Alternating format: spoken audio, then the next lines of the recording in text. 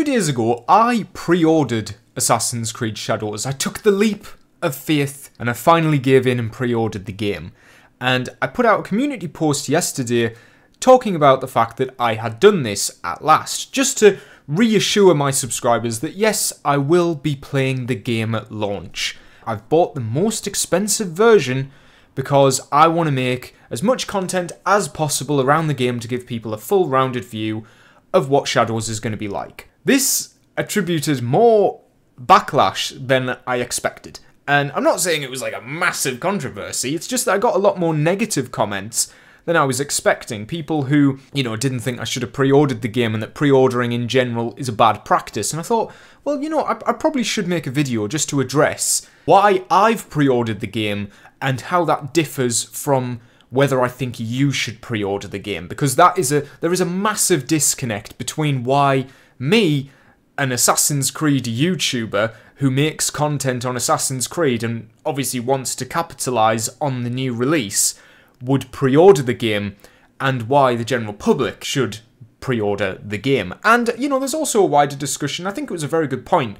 Should you pre-order games at all these days, especially with the fluctuating quality of games at launch? All very interesting points that we will be getting into.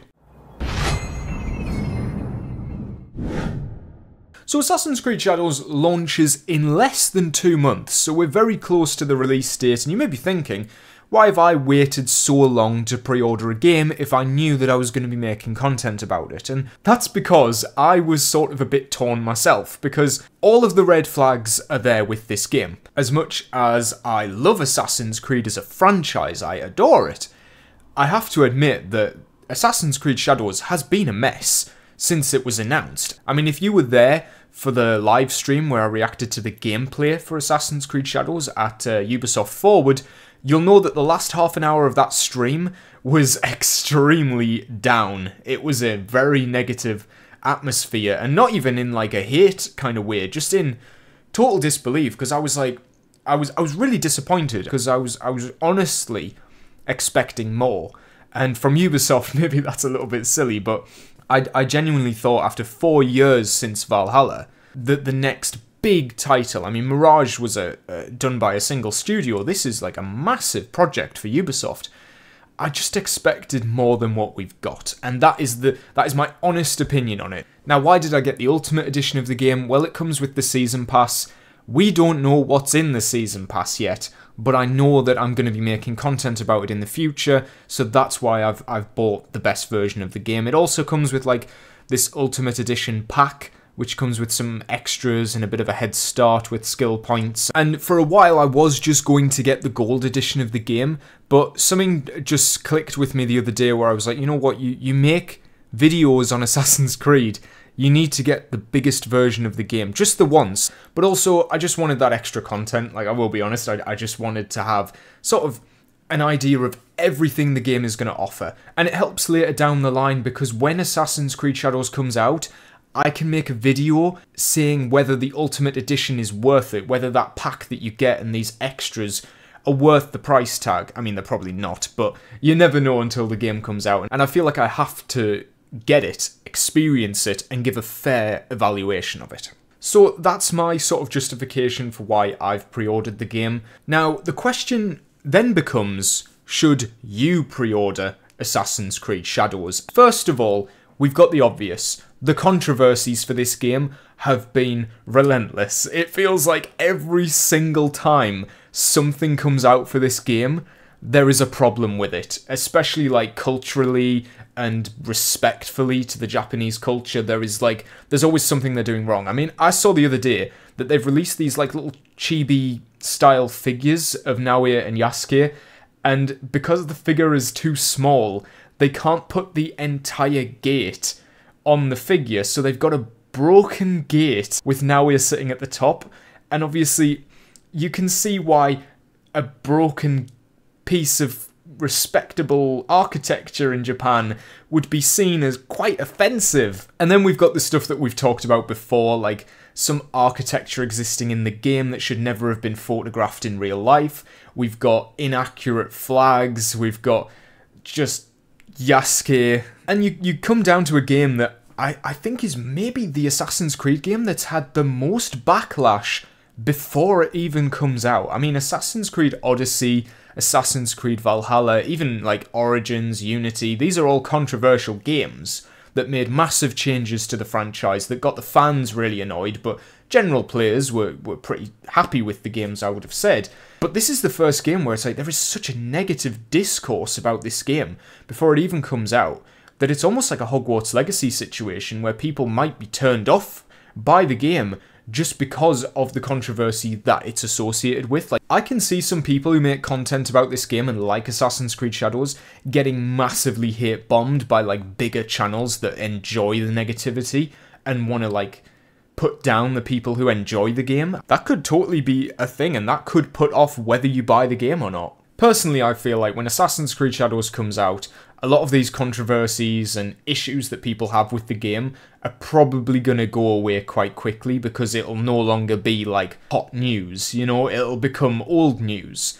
And the only people who will stick around for the game are the people who enjoy the game and enjoy playing it, and hopefully it's a game that has some legs and does have some longevity. I mean, Assassin's Creed Valhalla was able to go for 2-3 years of content and updates and a community that really thrived and enjoyed Valhalla in the long run, despite the very negative initial reactions that came out from the fans. But it's entirely up to you. I am not saying to ignore the controversy. I just think people need to make their own fair judgment based on the facts, and also the fact that the game isn't out yet. We don't know the context of everything. Yes, they have made mistakes culturally, but the stuff with, like, specifically Yasuke, I'm going to say, is a character in a game that isn't out yet. But yeah, that's only one factor. The other factor that I think plays into it is the marketing. The marketing for this game has been very interesting in the lack of information they've given us.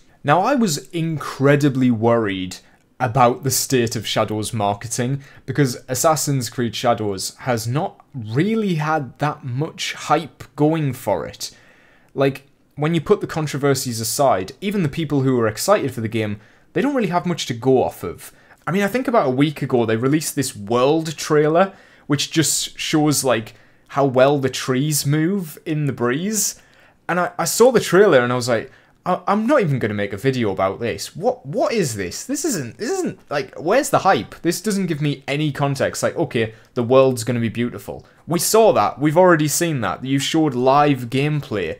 Why would you then show us, like, a slowed down version of the world? Like, I don't get it. I don't get what their marketing plan is. The only thing that enticed me in that video was seeing Naoya do some, like, parkour in the forest. Because then I guess there's going to be more, like, tree parkour, maybe? Or, like, some sort of puzzles and routes. I mean, that's interesting. But yeah, that trailer was baffling. And the fact that we hadn't had a proper trailer for 4 months, near enough, like a massive gap of content, it really confused me. So I had to go back and I looked at Assassin's Creed Unity as a comparison, because Assassin's Creed Unity was massively hyped when it was coming out. I remember TV spots being everywhere. There was billboards, there was signs on buses. It was probably the most high profile Assassin's Creed's ever been in terms of the general public. Because this was a new generation of console, they want to get people playing, and for the most part I think it worked. I don't know what the sales were like for Assassin's Creed Unity, but it was definitely an extremely popular game when it first came out. and then people found out what the game was like and totally left it. But Assassin's Creed Unity had an entire season pass trailer that came out in between their story trailer and launch trailer. So about 2 or 3 months, which is where we're at right now, they released their story trailer for Assassin's Creed Unity. Now, we had loads of gameplay before this. We'd had loads of demos and walkthroughs and explanations and like deep dives into the behind the scenes on the making of the game and stuff like that. So we're a little bit behind in terms of that, but we are absolutely on track for the story trailer. The story trailer came out, I want to say like end of September, so around where we are now, they released their story trailer, which of course we had the Elise trailer that gave people a hint to the story by informing us that there was going to be a Templar sort of, not protagonist, but a a love interest for Arno. That gave us some hints at the story, and then we got the fully fledged in-game cutscene sort of story trailer. Then we got a trailer for the Season Pass, which showcased Assassin's Creed Chronicles China and Assassin's Creed Unity Dead Kings. So then people would have gone, okay, the game comes out in a month and a bit. I can now see everything that's going to be in the game. I know that there's going to be this big DLC afterwards, and they're also doing this spin-off game. I know what I'm going to get out of buying the Season Pass. I'll go for it. Currently, we don't know anything about what's going to be in Assassin's Creed Shadows' Season Pass, aside from like one screenshot of a hill. Which is, I don't know who they're trying to fool with that. I mean, Star Wars Outlaws, for a comparison, has a picture of its Season Pass that has, like, Lando and Hondo. Like, they've got, like, characters that people are going to recognise and go, oh, right, okay, so the DLC is going to be, like, guest characters sort of things, like story expansions. Based on previous Assassin's Creed DLC, I can only assume it's going to follow the formula of, like, a smaller story-focused DLC, like the Hidden Ones, and then you'll probably get the bigger expansion that's going to be like your Siege of Paris's and your Curse of the Pharaohs, like your bigger, like a brand new map with brand new, you know, sort of elements to it. That's basically like its own little mini game. That's what I'm expecting from Shadows, but it could follow the same formula as Odyssey, which, I mean, this is the same studio that made Odyssey. Odyssey had the 3-episode sort of thing. I don't know if Shadows has gone for that. If they have, I've just saved a lot of money. But if it's going to be like $7.99 per episode, then a lot of people would have probably wanted to buy the Season Pass, and now they're going to have to pay for it separately because they didn't know that this was going to be an option. So that has me really worried, and in general, I think the marketing for this game has really been poor.